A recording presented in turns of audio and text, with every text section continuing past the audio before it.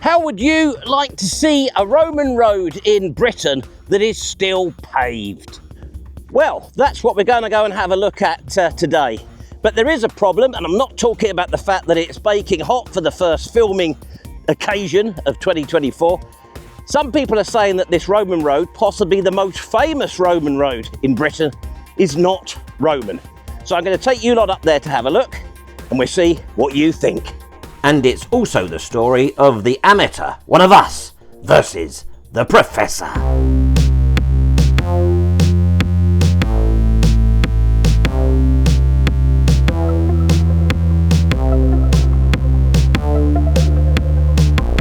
Well, the first outing of 2024 for the tweed shorts. We're in the Pennines, above places like Rochdale and Littleborough, and it was so clear I could actually see the skyscrapers of Manchester, so beloved of demented footballers and mainstream media types. And we're looking at this. You can see the Roman road marked on the OS map as it leaves the A58. Specifically this section, the famous Blackstone Edge Roman Road with paved surface. Oh yes. Now, you need to do some concentrating here. I know it's hard, but note this bit. Old Packhorse Road. Now, if we go back to pre-1930 Ordnance Survey maps, look, no Roman, just Packhorse. And here's 1930 Roman. So what happened? Do try to remember that question. I know it's hot and it's muggy and you're still reeling from Eurovision, but try. I walked up from here where the current A58 is marked as Roman. And all this section along here looks very much like a Packhorse road or a turnpike road. I could find no signs of anything that really looked Roman to me. But hey, what do I know? I'm only a leading amateur antiquarian. Note that withering remark for later. Lots for you to remember. Dick Slack. Now there's a challenge for all you etymologists. I look forward to reading about that in the comments. Now, just as an aside, there is quite a lot of voiceover in this video because this was my first day out after over a week at home on really hard drugs, painkillers for a bad back, and I found that a lot of what I recorded on the day sounded demented as opposed to my usual sane self. When we come over the top of the crest here, we get to this junction of tracks. Ours is heading straight down the side of the hill. We've got this here, the Aegin stone, which is believed to be about 600 years old, rather again suggesting this medieval Packhorse road, perhaps as opposed to a Roman road. Aegin apparently comes from French for eagle for some reason. Back to voiceover to describe what happens next. The footage I recorded on the day, I was slurring and totally incoherent. So as one descends from the Aegin stone, the track is initially unremarkable. And apologies to these ladies who asked me if I had any food. They were absolutely starving, but unfortunately I only had gadgets in my bag, sadly. And then abruptly the road becomes paved, and that has caused excitement for generations of antiquarians. It looks Roman here, 16 feet wide with side ditches. But then there's this unusual central channel running down the middle of the paved road. No other Roman road has anything like that anywhere else in the world.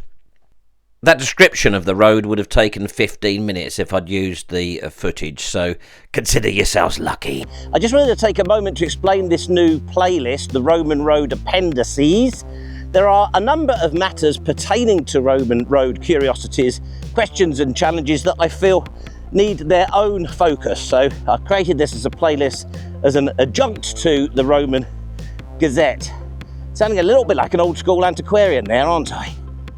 Is it appendices or appendix?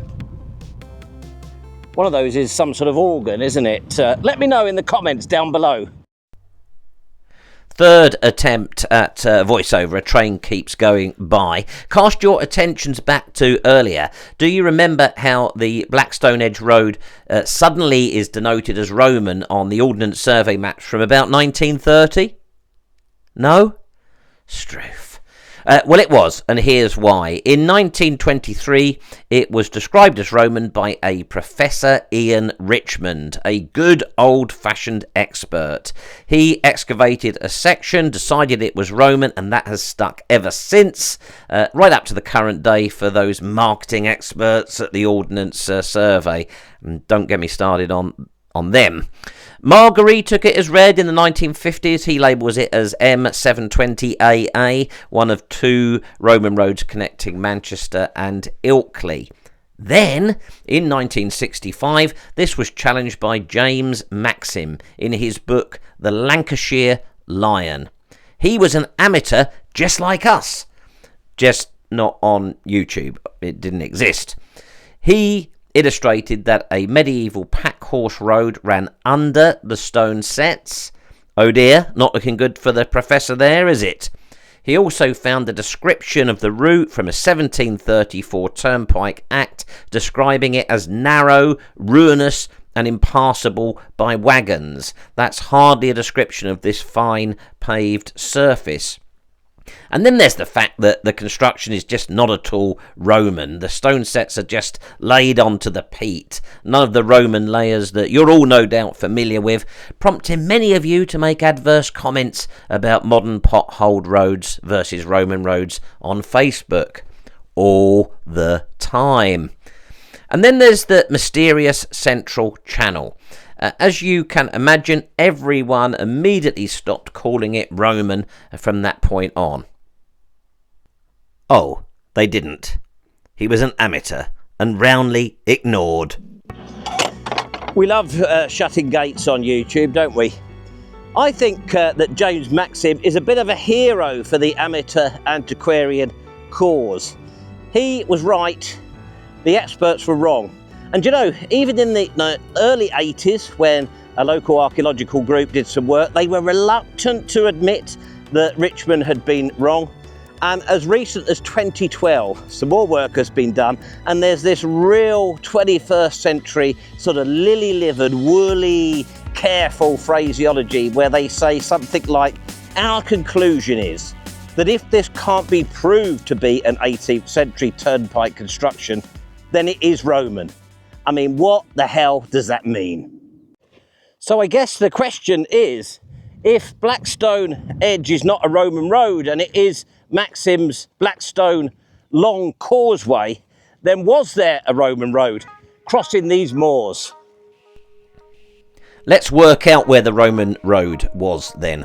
Effectively, Maxim was saying that the 1735 turnpike created over these moors is today represented by the causeway, as an improvement to that ruinous pack horse road described in 1734, and they did typically improve an existing route with the early turnpikes.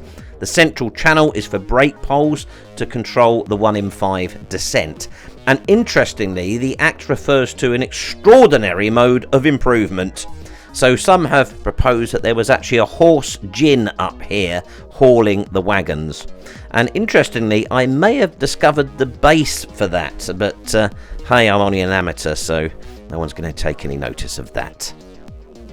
This first turnpike only lasted until 1766, when this easier route here was piked.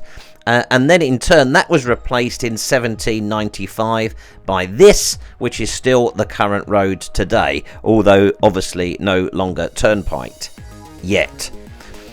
I think this is the Roman road here.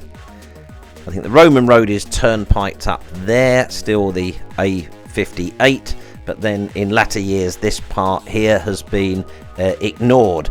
More amateurs, the Littleborough Historical Society found traces of aggers and ditches on this alignment, so I'm going with them.